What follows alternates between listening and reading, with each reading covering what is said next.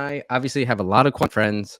I think you count yourself as a quant, all of that stuff. So, always big fan of the quants, big fan, this is my quantitative, all of those things.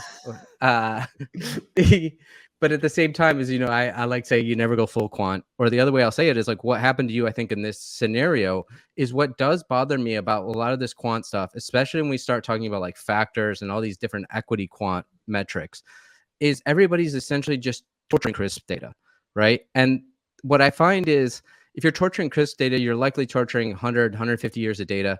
And, what you really don't know is that just one data set, right? Like as I've talked about before, with the advent of the Industrial Revolution, we don't know if that last 100, 150-year period is an anomaly. When we went from 1 billion to 5 billion in the workforce, we won't see that kind of 4x, 4 or 5x happen again.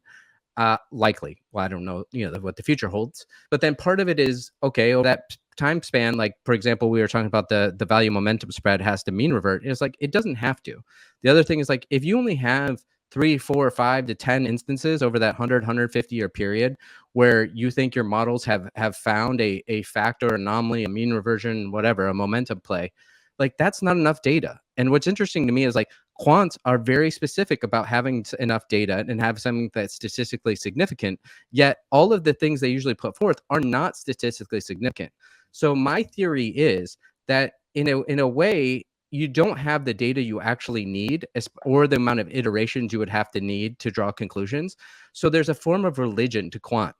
And quants are going to get really upset with me saying that because no, it's just math, it's just numbers. No, there's a lot of religion and faith involved.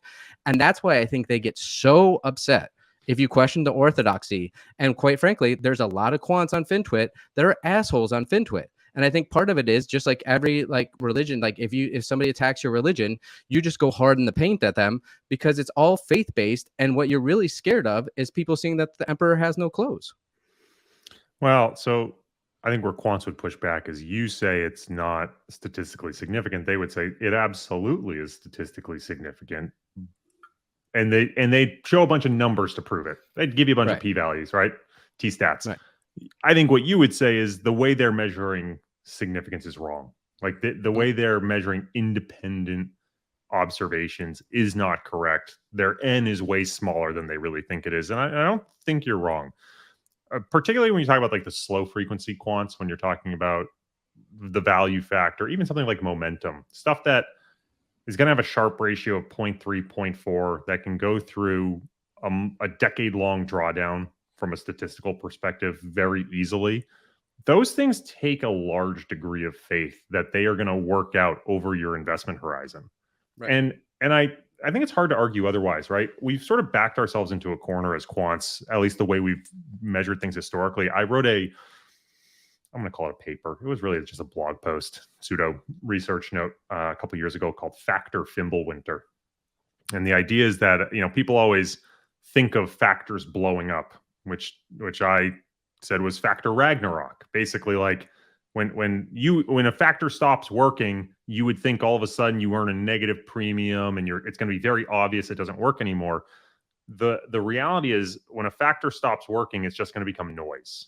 It'll work sometimes, it won't work other times. You'll lose on transaction costs on average, and it's just going to be noise.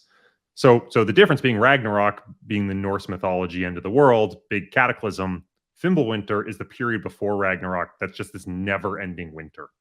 And my point was when factors die, it's Fimbulwinter. Like you don't know. And if we have 100 years of data supporting the value factor, it might take 50 or 60 years of the value factor going sideways for us to collectively go, it died, right?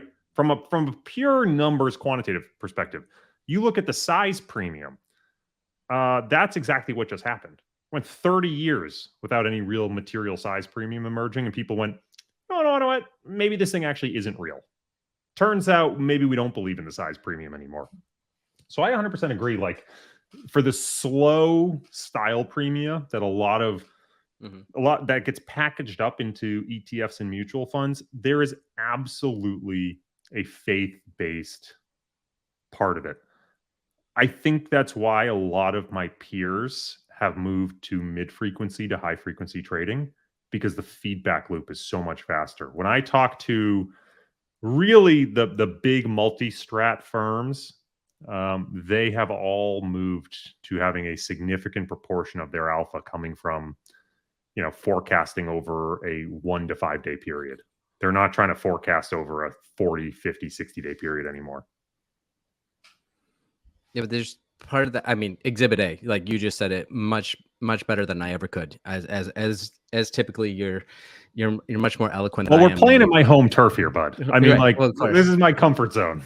Well, and I'm accidentally not, kind of shitting on all your cohort, but at the same time, what I find, especially when we talk about those slower factors like value, as much as I, have so many value friends and everything too, it's like there's a certain amount of, once again, paradox. There's a certain amount of smugness, right? Like all the value people try to come across like, oh shucks, I'm just a guy that likes to buy, things at a deep discount with a margin of safety, and I'm just a value investor like Buffett. Look at me, I'm a cuddly grandpa.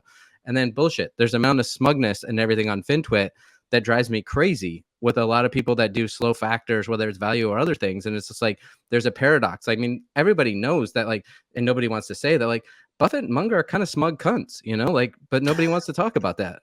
Like, Clip it, Tyler. Clip it. Clip it and flip it. That thing's going to get you canceled. Well, I mean, I'm surprised it's taken this long. So you brought up higher frequency trading, which I couldn't agree with more. Like you want more iterations, more at bats, and then you have more statistical significance. So one of the other things that you had, I don't know what feedback you got because we haven't really talked about it, is you had Doug Colkett on your podcast on Flirting with Models. Great podcast. Talked about MEV and a lot of things, crypto or high frequency trading related. But it was funny when he's talking about MEV and he kept saying toxic flow, and then you ask him to define it at the end. But just for those that know, it's like, this is fascinating to me. Is like non-toxic flow is like your retail traders. Like everybody wants to buy Robinhood's flow because it's called non-toxic flow because everybody's just punting, right? Where they don't like toxic flow, which means it's a euphemism for professionals. They don't like other pros at the poker table, and so they get upset about toxic flow. And I think that's really fascinating. And so it made me think of the obvious analogy is like you and I are about to go to a conference next week in Las Vegas.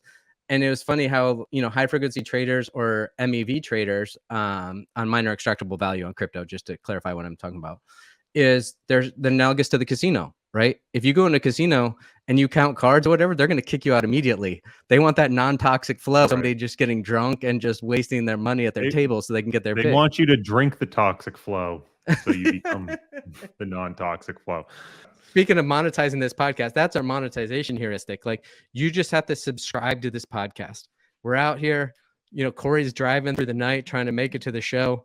We need to afford some, paint for his walls because they're hideous. These are the things we're working on to improve the show. But all we ask from you, our pirate pinky promise, is for you to subscribe to the show.